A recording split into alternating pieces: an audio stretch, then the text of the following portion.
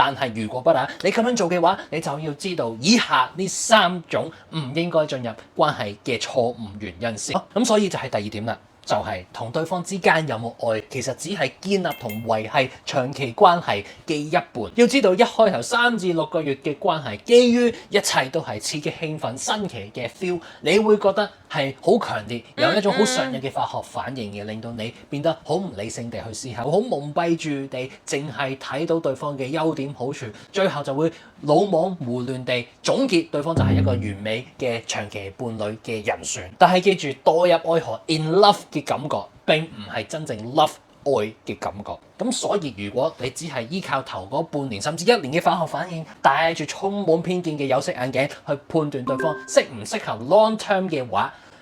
咁基本上你嘅決定都係會錯嘅。你明白嘅話，咁你依家就要開始知道，你同對方感唔感受到愛與激情，只係佔一半嘅啫。決定關係應否繼續嘅另外 50% 係你要客觀地去審核對方係咪一個同你互相兼容，係咪 compatible 嘅人。有時候你係會愛上一啲根本同你唔相容嘅人，但係有陣時同你好夾好相容嘅人呢，又未必係一啲你好有 feel 嘅人。面對呢個兩難嘅話，咁又點算呢？